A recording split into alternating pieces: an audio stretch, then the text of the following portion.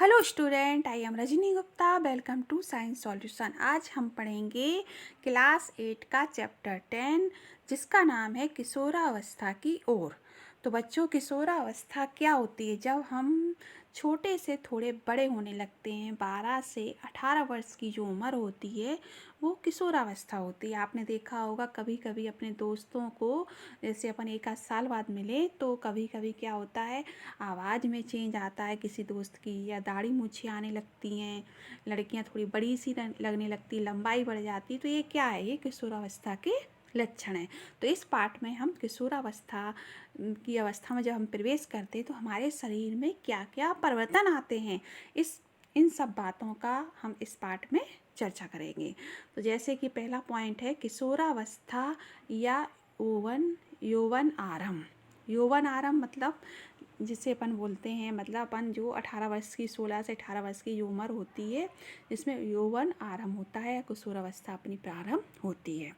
तो उसमें हम देखते हैं कि जब वृद्धि जन्म के समय से ही होने लगती है, जैसे हम देखते हैं।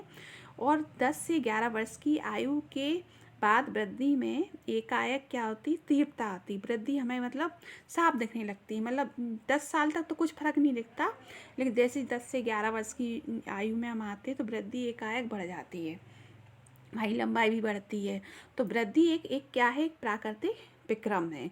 जीवन काल की यह अवधि जब शरीर में ऐसे परिवर्तन आते हैं, जब हमें क्या जनन परिपक्वता आती है, वो कहलाती है किशोरावस्था। किशोरावस्था 11 वर्ष आयु से प्रारंभ होकर 18-19 वर्ष की आयु तक होती है, जो मैंने कहा है। इसे अपन क्या कहते हैं, टीन्स एज कहते हैं। ये 13 से 18-19 वर्ष तक की आयु तक होती है। किशोरों को हम टीनेजर्स कहते हैं। ठीक है। लड़कियों में ये अवस्था लड़कों की अपेक्षा 1-2 वर्ष पूर्व प्रारंभ हो जाती है। इसको कहते हैं लड़कियां जल्दी लंबी होती, लड़कियों में जल्दी ग्रोथ दिखने लगती है। किशोरावस्था की अवधि व्यक्तियों में अलग अलग होती है, किसी में देर से आता है विकास, किसी में जल्दी होता है। और किशोरावस्था के दौरान मनुष्य के जो शरीर में अनेक परिवर्तन आते हैं। ठीक है। यह परिवर्तन ही हमें जो यौवन आरंभ का संकेत देते हैं।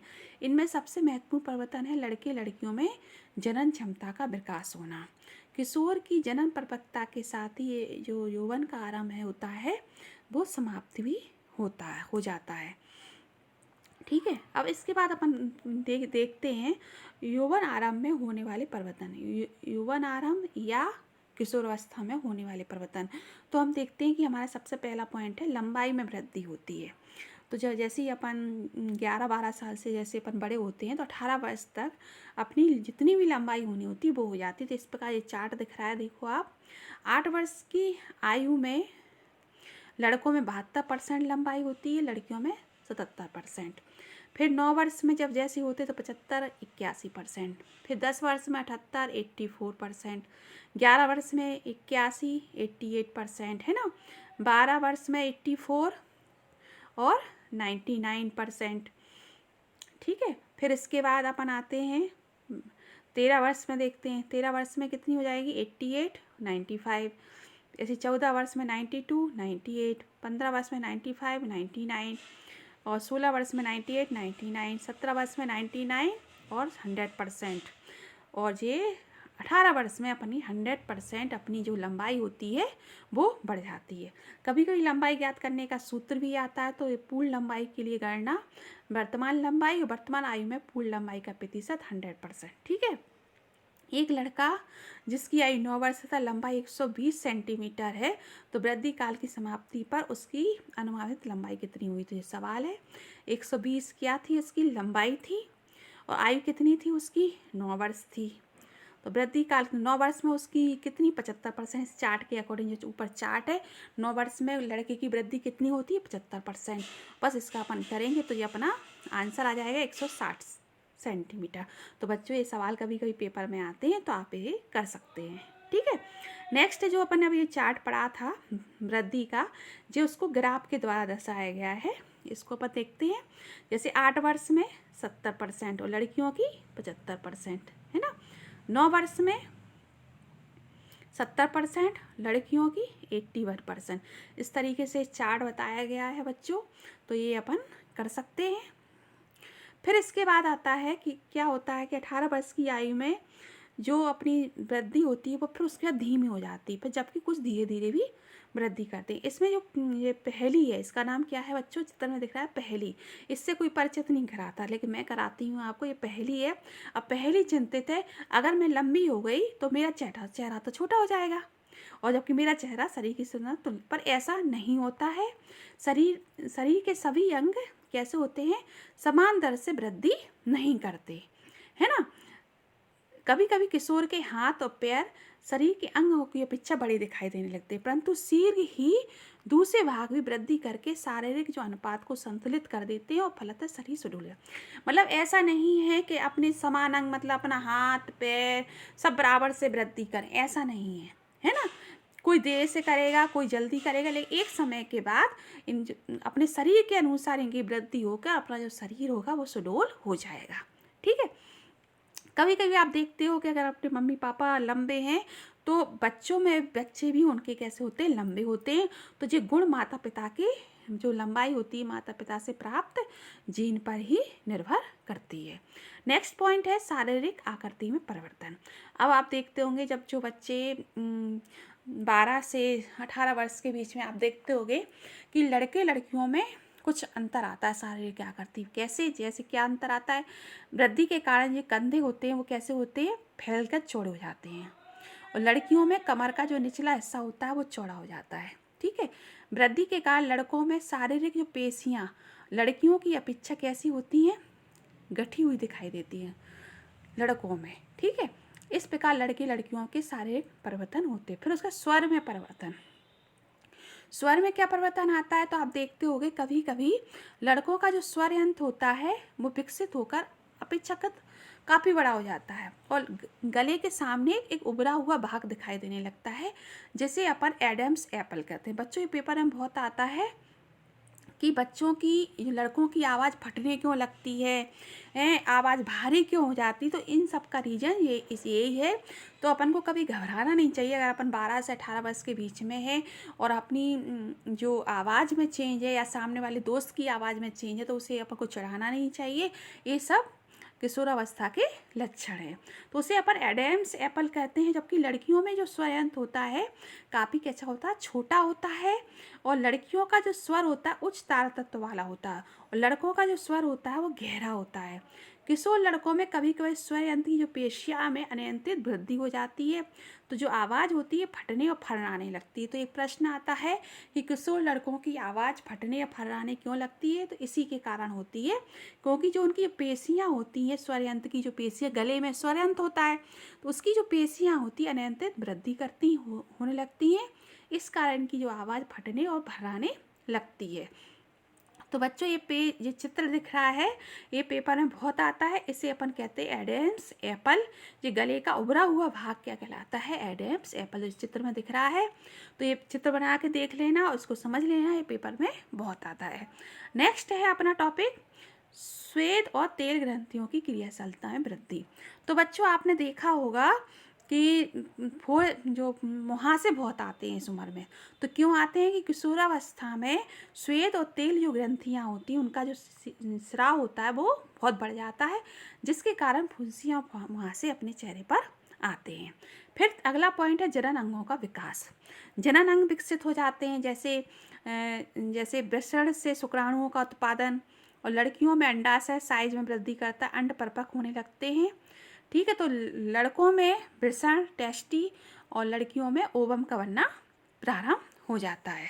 फिर इसके बाद है मानसिक बौद्धिक और संवेदात्मक परिपक्वता को प्राप्त होना। तो किशोरावस्था में क्या होता है? सोचने के ढंग में परिवर्तन आने लगता है ना। किशोर अधिक स्वतंत्र और अपने प्रति अधिक सचेत होता है। उनका बौद्धिक विकास भी होता है तथा सोचने विचारने में काफ़ी समय लेते हैं। वास्तव में किसी व्यक्ति के जीवन में यह वो समय है जब उसके मस्तिष्क की सीखने की क्षमता सर्वाधिक होती है। कभी कभी क्या होता है, जो किशोर होते हैं जो शारीरिक और मानसिक परिवर्तनों के प्रति अपने आप को ढालने हेतु जो होते हैं प्रयास करते हैं, परंतु किशोर होने के नाते आपको समझना चाहिए असुरक्षित महसूस होने का कोई कारण, ये परिवर्तन प्राकृतिक है और शारीरिक वृद्धि के कारण उत्पन्न हो रहे हैं। कभी कभी कोई बच्चे सोचते हैं कि हमें जल्दी दाढ़ी मूंछ क्यों आ गई है ना, कि हमारी आवाज़ ऐसी क्यों हो गई। तो हमें इससे असुरक्षित नहीं होना है, ये अपने शारीरिक परिवर्तन है, किशोर अवस्था में आते ही हैं। ठीक है। इसके बाद आते हैं गौण लैंगिक लक्षण।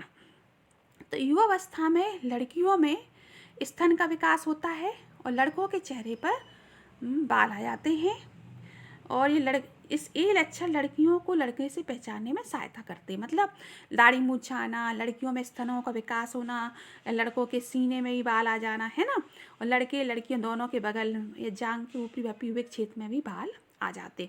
तो ये क्या कहलाते हैं? गौण लैंगिक लक्षण। तो ये भी बच्चों पेपर में आते हैं, गौण लैंगिक लक्षण क्या होते हैं, ठीक है, जिसके आधार पर अपन लड़का और लड़कियों की पहचान करते हैं। इसके बाद अब अपन ने पर तो पढ़ लिया, अब किशोरावस्था में परिवर्तन आते क्यों हैं? तो किशोरावस्था में जो ये परिवर्तन आते हैं ये होते हार्मोन के कारण आते हैं, हार्मोन द्वारा नियंत्रित होते हैं। किसी के जल्दी हार्मोन सीक्रेट होने लगते हैं, किसी के देर में आते हैं। तो ये हार्मोन द्वारा नियंत्रित होते हैं। हार्मोन क्या होता है? एक रासायनिक पदार्थ होता है, अंतस्रावी ग्रंथियों द्वारा या अंतस्रावी तंत्र द्वारा स्रावित किए जाते हैं। यौवन आरंभ के समय ये टीनेजर्स किशोरावस्था के समय जो विसरण होता है पुरुष हार्मोन, विसरण मतलब टेस्ट लीजिए किसमें होता है? मेल में होता है, लड़कों में होता है। तो ये पुरुष हार्मोन, जिससे पुरुष हार्मोन का दूसरा नाम है टेस्टोस्टेरोन हार्मोन, प्रारंभ करता है। और लड़कियों जैसे ही बड़ी होती हैं किशोरावस्था में, उनमें एक स्त्री हार्मोन जिसे अपन एस्ट्रोजन कहते हैं, उसका प्रारंभ हो जाता है निकलना, ठीक है, जिसके कारण क्या होता है? स्तन का विकास होता है। दुग्ध ग्रंथियां स्तन के अंदर विकसित होती हैं इन हार्मोनों के कारण, ठीक है। इन हार्मोनों के उत्पादन का जो नियंत्रण होता है एक अन्य हार्मोन के द्वारा होता है, जिसे अपन पिट्यूटरी ग्रंथ या पीयूष ग्रंथि द्वारा किया जाता है। अब जनन प्रक्रिया प्रारंभ करने में हार्मोन की भूमिका, इसमें हार्मोन की क्या भूमिका है जनन के समय? तो इसमें क्या होता है? जो अंतस्रावी ग्रंथियाँ जो ये अपन ने पढ़ी, ये रुधिर, जो अंतस्रावी जो ग्रंथियाँ होती हैं, जो अपना रुधिर प्रवाह, मतलब जहाँ रुधिर बह रहा होता है वहाँ इसको स्रावित कर देती, वहाँ मतलब उसे भेज देती हैं। सो रुधिर, अपना जो खून है रुधिर, वो अपने पूरे शरीर में जाता है। रुधिर के जरिए माने खून के जरिए ये हार्मोन अपने शरीर के विशिष्ट भाग, जिसे अपन लक्ष्य स्थल तक पहुँच सके। तो अपन खून में डालने से क्या होता है? शरीर के विशिष्ट भाग लक्ष्य स्थल तक पहुँच जाता है। ये लक्ष्य स्थल क्या करते हैं? ये विशिष्ट भाग जो होते हैं अपने, वे हार्मोन के प्रति अनुक्रिया करते हैं। तो ये लक्ष्य स्थल क्या होता है? इसको आप समझ लो, मतलब जो अपने शरीर के जो विशिष्ट भाग होते हैं उन्हें हम लक्ष्य स्थल कहते हैं, ठीक है।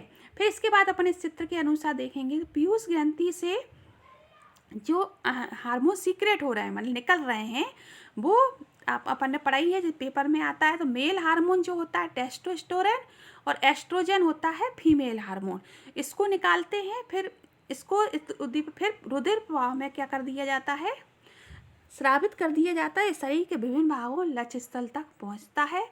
उसके बाद यौवन आरंभ के समय शरीर में परिवर्तनों को उत्पीत करता है। इस कारण मतलब जनन जो कार्य होता है में इन हार्मोन की ही भूमिका होती है। तो अपन को समझना चाहिए कि जनन की जो इच्छा होती है वो इन्हीं हार्मोन के कारण अपन को होती है, और ये हार्मोन द्वारा ही हम क्या होते हैं? नियंत्रित। अब पहली जो भूजो इस पार्ट में है वो समझ गए कि यौवन जो आरंभ है व्यक्ति का जनन अवधि से प्रारंभ होता है।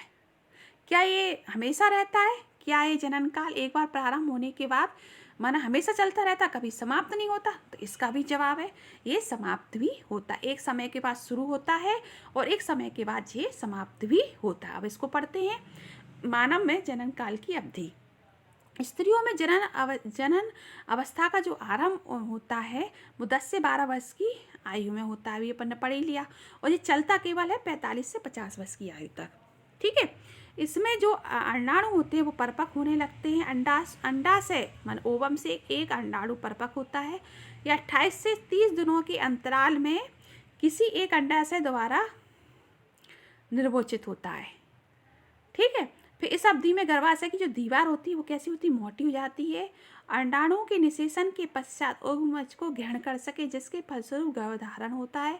यदि अंडाणु का निषेचन नहीं हो पाता है तो उस स्थिति में अंडाणु तथा गर्भाशय का जो मोटा स्तर रुधिरवाहिकाओं सहित कैसा होता है? निस्तारित में निकल जाता है। इससे स्त्रियों में जो अपन कहते हैं मासिक धर्म MC कहते हैं, उसी को कहते हैं, जैसे ऋतुस्राव या रुजुधर्म कहते हैं। ये लगभग 28 से 30 दिन महीने में एक बार आता है। पहला ऋतुस्राव यौवन आरंभ में ही होता है, जिसे अपन रजोदर्शन कहते हैं। ठीक है, उसके बाद 45 से 50 वर्ष की आयु में ऋतुस्राव होना रुक, जो MC अपन जिसको कहते हैं वो रुक जाता है, और ऋतुस्राव के रुकने को अपन कहते हैं रजो निवृत्ति। तो एक समय पर ये शुरू होता है और एक समय के बाद ये रुक भी जाता है, और कभी कभी ये ऋतुस्राव अनियमित हो सकता है, इसके नियमित होने में कुछ समय अपन को लग सकता है। ठीक है बच्चों, और ऋतुस्राव और जो इसका भी एक निरंतर हार्मोन के द्वारा ही होता है। इस चक्र में अंडाणु का परिपक्व होना, इसका निर्वोचन, गर्भाशय की दीवार का मोटा होना, निषेचन न होने की स्थिति में उसका टूटना शामिल है। यदि अंडाणु का निषेचन नहीं हो पाता है तो विभाजन करता है और गर्भाशय में विकास के लिए स्थापित हो जाता है। ये अपन ने नेक्स्ट चैप्टर में पढ़ा था। अब आते हैं संतति का लिंग निर्धारण, मतलब लड़का और लड़की का निर्धारण कैसे होता है, इस बारे में अपन पढ़ेंगे। अपने जो मनुष्य की जो कोशिकाओं में 23 जोड़ी गुणसूत्र पाए जाते हैं, जिनमें तो 2 गुणसूत्र होते हैं X और Y। तो स्त्री में तो क्या होते हैं, 2 X होते हैं, और लड़कों में X और Y होते हैं। ठीक है, तो जब ये क्या होता है, अनिषेचित अंडाणु जो होता है उसमें सदा X गुणसूत्र होता है, जो ओवम होता है उसमें X गुणसूत्र, परंतु शुक्राणु जो होता है स्पर्म जो मेल से प्राप्त होता है उसमें X और Y 2 गुणसूत्र होते हैं। ठीक है, तो S गुणसूत्र वाला जो शुक्राणु होता है वो अंडाणु को निषेचित करता है। तो युग्मज में क्या होते हैं, X गुणसूत्र होगा तो मादा शिशु में विकसित होगा। यदि अंडाणु का जो निषेचन करने वाले शुक्राणु में Y गुणसूत्र है तो युग्मज नर शिशु में विकसित होगा। मतलब इसको मैं चित्र के जरिए आपको समझाती हूँ कि मादा के तो XX होते हैं, ठीक है, फीमेल जो नर होते हैं, नर में X और Y गुणसूत्र होते हैं। गुणसूत्र कहाँ पाए जाते हैं, केंद्रक के अंदर पाए जाते हैं। एक धागे के समान संरचना होती है जिसके द्वारा ही मेल और फीमेल का निर्धारण होता है कि लड़का होगा कि लड़की होगा। तो जो मेल में जो स्पर्म होते हैं उसमें X और Y, अगर Y X से करेगा तो क्या होगा, लड़का होगा, और X और X मिलेगा तो क्या होगा, लड़की पैदा होगी। तो ये चित्र पेपर में बहुत आता है, तो इस चित्र को आप समझ लेना कि मतलब XY स्पर्म होते हैं और XX तो लड़का। 23 जोड़ी, एक बार और मैं आपको दोबारा समझाती हूँ, 23 जोड़े गुणसूत्र पाए जाते हैं। ठीक है, तो लास्ट का 23वां जो जोड़ा होता है तो लड़कियों में XX होता है, लड़कों में XY होता है। तो जो XY है ये ओवम से ओवम को फर्टिलाइज करेगा, तो ओवम में X ही होता है। अगर Y इससे मिलेगा तो लड़का होगा, अगर X इससे मिलेगा तो लड़की होगी। ठीक है, इसके बाद अपन लिंग हार्मोन के अतिरिक्त अन्य हार्मोन, तो लिंग हार्मोन अपन ने पढ़ाई था, इसके अतिरिक्त कौन कौन से हार्मोन आते हैं इसको पढ़ते हैं। तो पीयूष जो ग्रंथि होती है एक एंडोक्राइन या अंतस्रावित ग्रंथि होती है जो मस्तिष्क से जुड़ी होती है, और पीयूष ग्रंथि टेस्टी वृषण जिसको बोलते हैं। अंडाशय के अतिरिक्त, ओवम के अतिरिक्त हमारे शरीर में थायराइड, अग्नाशय, एडिनल जैसी कुछ अन्य अंतस्रावी ग्रंथियाँ होती है। पेपर में आती हैं कि हमारे शरीर में कितनी अंतस्रावी ग्रंथियाँ होती है, तो ये भी आप कर लेना, चित्र से आपको बहुत अच्छी तरीके से समझ में आएगा। ये पीयूष ग्रंथि है जो अपनी मस्तिष्क में, थायराइड ग्रंथि जो गले में है, एडिनल ग्रंथि, ठीक है, फिर ये अपनी है स्त्रियों में अंडाशय की स्थिति में, अग्नाशय में इंसुलिन स्रावित होता है, एडिनल में एडिनल हार्मोन सीक्रेट होता है, अग्नाशय से इंसुलिन, जैसे डायबिटीज़ की जो बीमारी होती है ना, तो इंसुलिन का कम होना होता है, और वृषण ये है जिससे क्या नर हार्मोन उत्पन्न होता है जैसे टेस्टोस्टेरोन, और स्त्रियों में फीमेल हार्मोन जैसे एस्ट्रोजन। तो ये आप याद कर लेना, ये पेपर में बहुत आते हैं बच्चों। फिर इसके बाद आपने देखा होगा कभी कभी किसी बच्चे के गले जो गला होता है वो सूज जाता है, उभरा हुआ दिखता है वो भाग, तो उसे गायटर नामक व्याधि से, वो रोग से, जैसे थायराइड ग्रंथि का रोग हो जाता है ना। तो इसे थायराइड ग्रंथि से क्या होता है, जो गले में जो देखा होगा उभरा हुआ भाग उस थायराइड हो गया, इससे क्या थायरोक्सिन हार्मोन क्या होता है, जो अपन अभी देखा था गले में जो ग्रंथि पाई जा रही थी वो थायराइड ग्रंथि पाई जा रही थी। तो अगर गला अपना सूज जाता है तो अपन को घेंगा रोग हो जाता है। तो क्यों हो जाता है, क्योंकि जो थायराइड ग्रंथि जो गले में पाई जा रही है उसमें क्या थायरोक्सिन हार्मोन बन ही नहीं रहा, है ना। इसके कारण हमारे गले में घेंगा रोग हो गया। इसी प्रकार आपने देखा किसी किसी को डायबिटीज हो जाती है, तो क्यों हो जाती है? इसलिए हो जाती है कि जो अग्नाशय, अभी अपने पढ़ा था, अग्नाशय में भी ग्रंथि पाई जाती है। तो अग्नाशय से इंसुलिन जो हार्मोन का उत्पादन पर्याप्त मात्रा में नहीं होता है, तो इस कारण डायबिटीज। और फिर इसके बाद एडिनल ग्रंथि अपन ने पढ़ी थी। एडिनल ग्रंथि से एडिनेल नामक हार्मोन का सिक्रेशन होता है। ये क्या करता है? नमक की मात्रा को संतुलित करता है और साथ में क्या करता है? क्रोध, चिंता, उत्तेजना की अवस्था में तनाव के संयोजन को भी कम करता है। तो बच्चों ये बहुत आते हैं कि थायराइड ग्रंथि का क्या काम है, इंसुलिन के कहाँ से निकलता है, एडिनल ग्रंथि का क्या काम है। तो ये बच्चों आप अच्छे से कर लेना। फिर इसके बाद नेक्स्ट है कि और एक बात और, पीयूष वृद्धि हार्मोन किससे सीक्रेट होता है? तो ये भी अपना पीयूष ग्रंथि से होता है, जो अपने मस्तिष्क में पाई जाती है ना, और जो व्यक्ति की सामान्य वृद्धि के लिए आवश्यक होती है। फिर नेक्स्ट है कीट और मेढक में जीवन चक्र पूर्ण करने में हार्मोन का क्या योगदान है? किसमें? कीड़ों और मेढक में। तो अपन ने मेढक की और रेशम के कीड़े का जो जीवन चक्र तो पहले चैप्टरों में पढ़ ही चुके हैं। और जो टैडपोल से वैक्स जो मेढक बनता है उस विधि को अपन क्या कहते हैं? कायांतरण कहते हैं। कि लार्वा से वैक्स बनने की जो परिवर्तन होता है उसे अपन क्या कहते हैं? कायांतरण कहते हैं। और कीटों में जो कायांतरण का जो नियंत्रण होता है वो किसके द्वारा होता है? हार्मोन के ही द्वारा होता है, कीट हार्मोन के द्वारा होता है।